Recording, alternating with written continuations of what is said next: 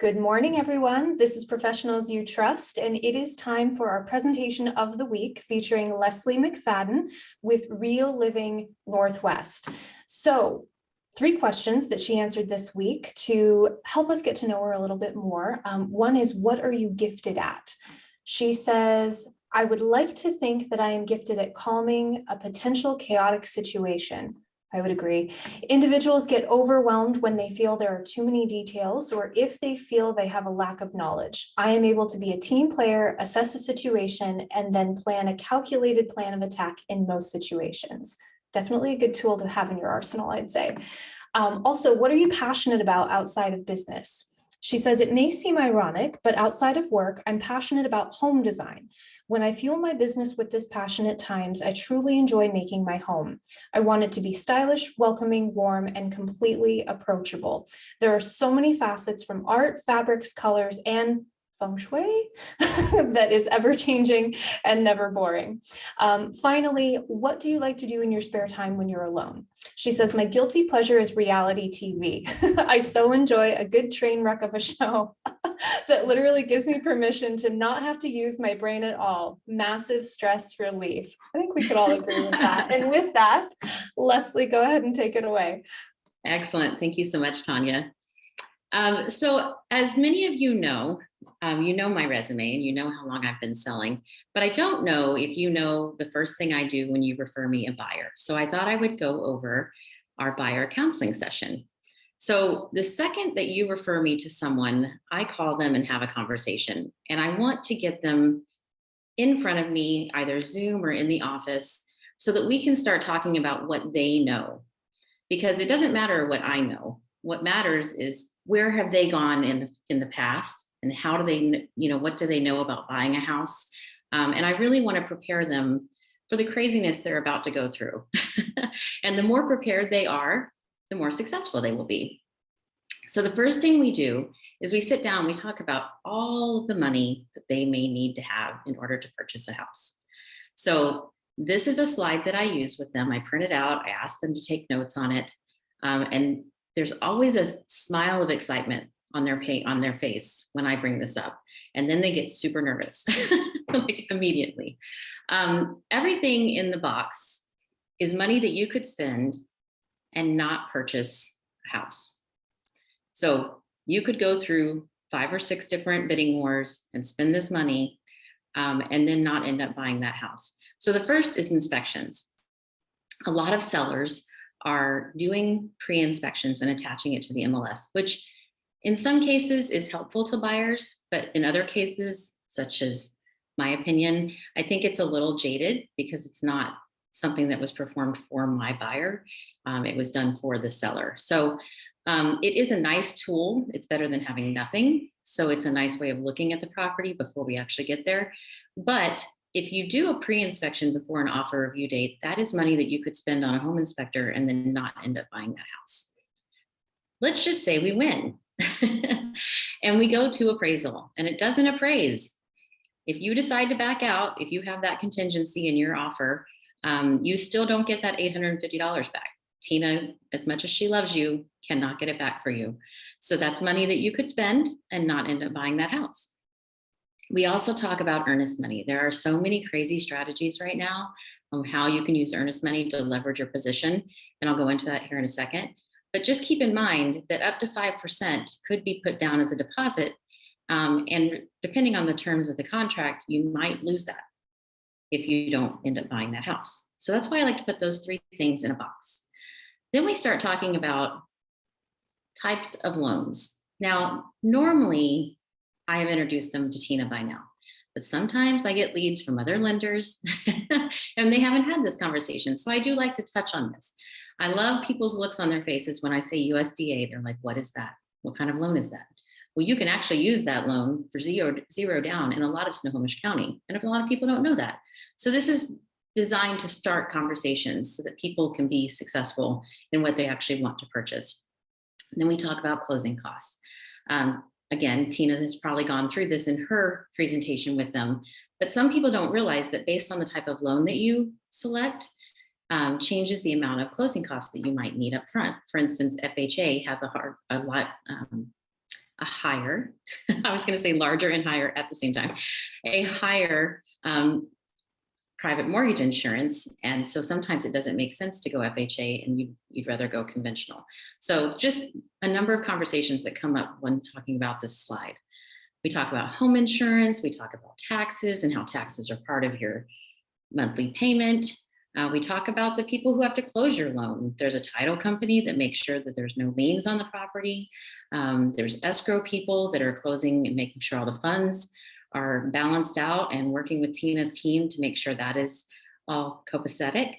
Then I talk about the fact that you don't want to spend all of your money buying a house because the roof is going to fail.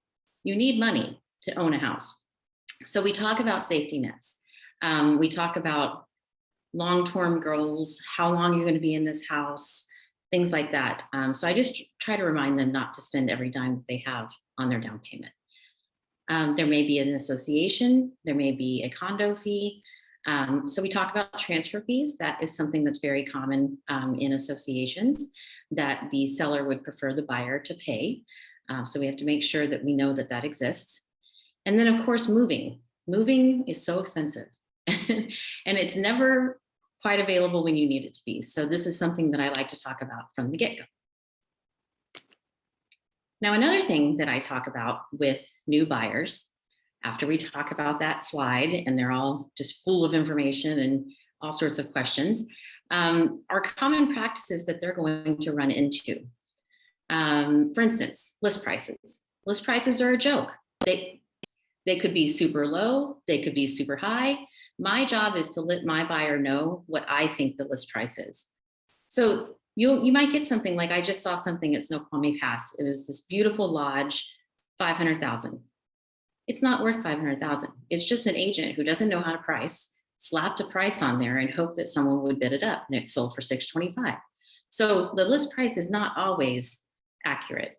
And so a lot of buyers have that mentality that I don't want to pay over list price. You need to remember that the list price doesn't really matter. What matters is what we're up against and what it's actually worth.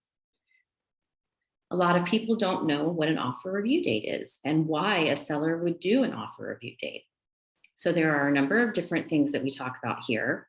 An offer review date obviously is a property goes on the market and the seller says, hey, we're going to be on the market for a week, and then we're going to sit down and review all the offers that we have. That can be very overwhelming to a buyer. The reason that a lot of sellers do the offer review date is because they're trying to create urgency and they want an early offer. A lot of sellers do not want to wait for that offer review date. And a lot of people don't know that. We talk about what a pre-inspection is. The seller can have a pre-inspection, the buyer can have a pre-inspection. It just depends on what situation we're in. All of this is geared towards making sure that our buyer is educated and ready to start looking for houses. There is such thing called a bully offer. This is what I was referring to earlier as an early offer. So if we're up against an offer review date and we see it on a Thursday and the offer review date is not until Tuesday, we can send a bully offer, which is way over list price, depending on it. Their list price is way low or what have you, the situation. But I call that a bully offer because I'm trying to bully the seller into doing what we want them to do, not what they want to do. And presenting a bully offer is very delicate. You can also leverage earnest money. So I like to refer to it as giving the seller a bag of cash because you can take your earnest money and say, hey, seller, everyone's giving you earnest money, but our earnest money is non-refundable. Take it now. This is a way to push the seller into doing what you want them to do versus what they want to do. And you make them feel good about it. All right. So the most fun in my meeting with my buyer is telling them why my certification in negotiation is important. So my client's position has to be one of the first considerations when determining what their negotiation strategy is going to be. Your client's position plus your knowledge and influence equals an advantage. So when I'm talking to other realtors, I want them to feel that I know what I'm doing. So my client's position can be broken into 3 different parts: price, terms, and time frame. A buyer should really think about, what is this seller thinking? If they're not willing to ride this wave of the current market, they may not be ready to get involved in the negotiations. So it's my job to know where we are. So price. Just keep in mind that a seller is looking at the prices of comparable properties and sales of similar homes, and they're determining if buyers will find their property as desirable and why. A review of the current market will show what the average percentage of list versus sale prices are. A buyer should know that a seller is doing this, and they will need to determine if they are indeed willing to pay more than what others are willing to pay, and what percentage of list prices other buyers are paying. Only by doing this analysis will they know how to be successful in the current market. Another thing, as I mentioned, is contractual terms. Sellers will read through a hypothetical purchase and sale agreement to prepare themselves for receiving offers. They should understand all of their options when it comes to determining contractual terms. A review of the current market will show them what to expect in potential offers and what other buyers are doing for other sellers. A buyer needs to know that a seller is doing this. So buyers need to identify what their make or break terms are and understand what contractual contingencies they are willing to live without. There's a difference between your contract being contingent on something and something that you intend to do. Buyers should also review a sample offer, the entire purchase and sale agreement, prior to viewing any properties, so that they are ready to make an offer immediately when they find the house that meets their wants and needs. And finally, time frame.